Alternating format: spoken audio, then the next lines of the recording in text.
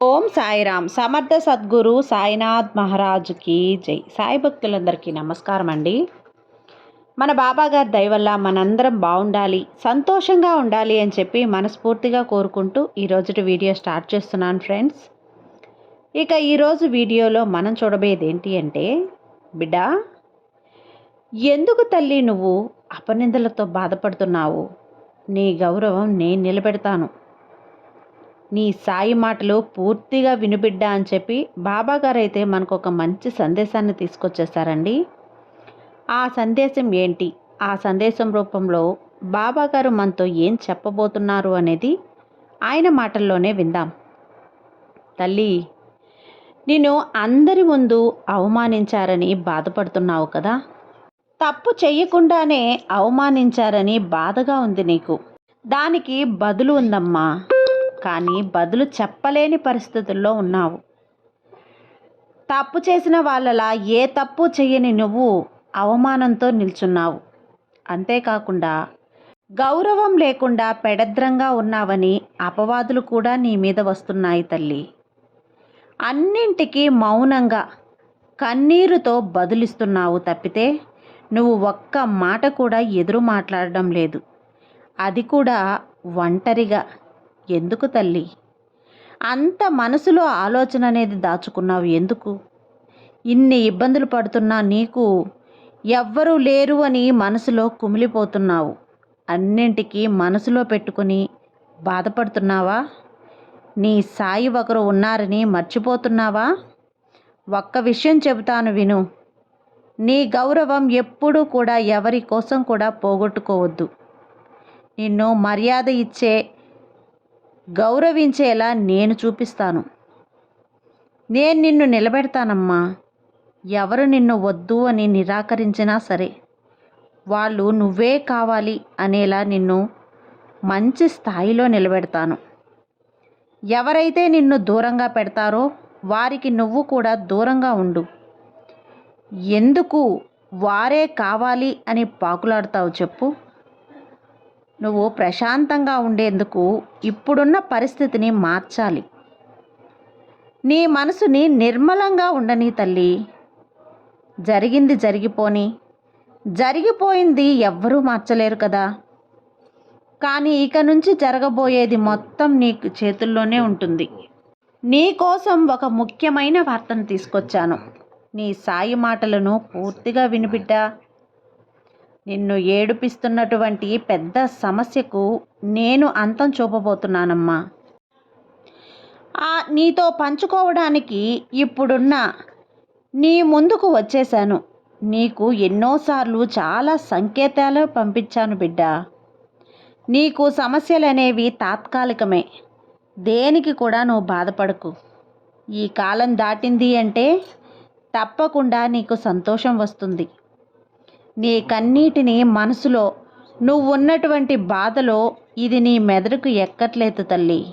ఇప్పుడు నీకు ధైర్యాన్నిచ్చి నీకు ఈ మాటలు చెప్పి నిన్ను ధైర్యపరచడానికి నీ సాయి నీతో వచ్చాను. నేను మౌనంగా ఉన్నానని నా మీద గౌరవం కొంచెం తగ్గింది నీకు. నువ్వు నా ఉనికిని ఎప్పుడు గుర్తించగలవో అప్పుడే నాపై నీకు నమ్మకం పెరగాలని నేను కూడా ఎదురు చూస్తున్నాను. విశ్వాసం ఎప్పుడూ కోల్పోని వారిలో నిరాశ అనేదే ఎప్పుడూ పడరమ్మా. నిరాశ పడనవసరం కూడా లేదు. ఎందువల్ల అంటే నమ్మకం నిన్ను దృఢంగా గెలిపిస్తుంది. నన్ను నమ్మినప్పుడు ఇక నీ దిగులు ఎవరికి చెప్పుకుంటావు చెప్పు? అదేవిధంగా నువ్వు ఈ విషయాలను ఎప్పుడూ నీ మనసులో ఉంచుకోకు. ఆస్తి అంతస్తులు ఉన్నాయని ఎప్పుడూ పొగరుగా ఉంటే అది ఎప్పుడు పనికిరాదు బిడ్డ. ఏమీ లేనప్పుడు అధైర్యపడకుండా ఉండవద్దు. ఎవ్వరూ లేరు అని చెప్పి బాధపడవద్దు. మరెవరో ఉన్నారు అని చెప్పి గర్వపడొద్దు. నాకు ఉన్నారు, దేనికైనా నాకు ఆసరాగా ఉన్నారు అనే ఒక ధైర్యం ఉందంటే నువ్వు కష్టపడడం మానేస్తావు బిడ్డ. కాబట్టి ఒకరి మీద ఆధారపడవద్దు. అలాగే నువ్వు సంతోషంగా ఉన్నప్పుడు నాకంటే ఎవరులే అని పొంగిపోవద్దు. దుఃఖంలో ఉన్నప్పుడు కృంగిపోకు. వీటన్నింటినీ నువ్వు సమపాలల్లో చూసావంటే నీ జీవితం అద్భుతంగా ఉంటుంది. ఆ పరమాత్మ నీకు మంచి జీవితాన్ని ఇస్తాడు. ఎందుకంటే దేనికి కూడా లొంగని వారికి అన్నీ లభిస్తాయి. అన్నీ ఉన్నాయని ఎగిరిపడేవారికి ఆ సంతోషం చిరకాలం ఉంటుంది తల్లి. అన్నింటినీ ఆదుకునే వారికి జీవితంలో కష్టాలు ఎక్కువగా ఉంటాయి. ఎదుర్కోవటం ఎలా, దాటడం ఎలా అని మాత్రమే నీ మనసులో నిలుపుకోవాలి. అలాగే నువ్వు వాటిని చూసి భయపడటమో, నువ్వు వాటిని చూసి నిరుత్సాహపడటం, ఇవన్నీ కూడా తర్వాత తల్లి, పక్కన పెట్టేయి. ముందు అడుగు. ఇచ్చినన్ని రోజులు మధ్యతరగతిలో జీవిస్తున్నాను బాబా, మధ్యతరగతి అని ఎప్పుడూ బాధపడుతున్నాను కదా, మనసు కలిగిన వాళ్ళకి సమస్యలు పలకరిస్తున్నాయి కదా అని నువ్వు ఊరుకోకు బాబా. నా సమస్యలను తీర్చు, నా సమస్యలను ఎలాగలాగా పరిష్కరించు అని చెప్పి ధైర్యం చేసుకొని నీ బాబాని నువ్వు అడుగు బిడ్డ. మధ్యతరగతిలో పుట్టించావు కదా భగవంతుడు, కాబట్టి దీనికి కూడా ఎవ్వరూ కూడా దిగులనేదే పడద్దు. ఈ ప్రపంచంలో నీకు శత్రువులంటూ ఎవరూ లేరు తల్లి. నీ శత్రువులు ఉన్నారు అంటే అది నీ చెడ్డ ఆలోచనలే నీ పతనానికి దారితీస్తుంది. ఆ ఆలోచనల నుంచి కొంచెం నువ్వు మారాలి. మంచిగా మారి ఆలోచనలు చేసినప్పుడు నీకు నీ మిత్రుని వలె, బంధువుని వలె నీ శత్రువులు నీకు కనిపిస్తారు. నువ్వు ఏ పనైతే ఆలోచించి చేస్తావో అది సక్సెస్ అవుతుంది. ఉదాహరణకి ప్రకృతి చూసుకో, దాని నైజం ఏమిటి, దాని పని ఏదో అది చేస్తూ ఉంటుంది. అలా చేస్తున్నప్పుడు ప్రకృతి ఎంత ఆనందంగా ఉంది చెప్పు. ఈ నైజాన్ని నువ్వు కూడా అలవర్చుకోవాలి. ఏ ఫలితాన్ని ఆశించకుండా నీ శ్రమని, కష్టాన్ని, నీ ప్రయత్నాన్ని నువ్వు ముందు ఉంచావనుకో, ఫలితం తానుగా వస్తుంది. అదేవిధంగా నువ్వు అందరిలో ప్రేమగా ఉండటం, అందరితో ప్రేమగా మాట్లాడటం ఒక కలమ్మ. ఏ స్థాయి వారైనా సరే వారితో మంచిగా మాట్లాడి మంచిగా ఉన్నప్పుడు భగవంతుడు నీకు అంతా మంచిగా చూస్తాడు.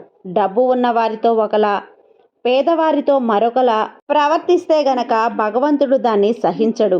కాబట్టి పేదరికం, ధనవంతులు లేకుండా సమానంగా ఆలోచించినప్పుడు జీవితంలో నీ ముందు అన్నీ ఉంటాయి. నువ్వు అలా ఆలోచించినప్పుడు జీవితం అనేది ఆనందంగా ఉంటుంది. భగవంతుడు నీకు అన్నీ అప్పగిస్తాడు. కాబట్టి ఈ విషయాలు నువ్వు మనసులో ఉంచుకో తల్లి. నీకోసమే ఈ వాక్కులు అన్నీ చెబుతున్నాను. నీ సమస్యకు పరిష్కారం చూపిస్తూ ఉన్నాను. అందుకే ఈ వాక్యాలను నీకు కాబట్టి మనసులో నింపుకొని ఆచరించు. నీ జీవితం సంతోషంగా, ధైర్యంగా ఉంటుంది. వీటన్నింటినీ సరిచేయటానికి నీ సాయిని నేనున్నాను కదా. నీ సాయి మీద ఎప్పుడూ నమ్మకంతో ఉండు. అంతా మంచే జరుగుతుంది. నీ సాయి నీకు తోడు ఉండగా నీకు భయం ఎందుకు చెప్పు. సర్వేజన సుఖినో భవంతు. జై సాయిరామ్.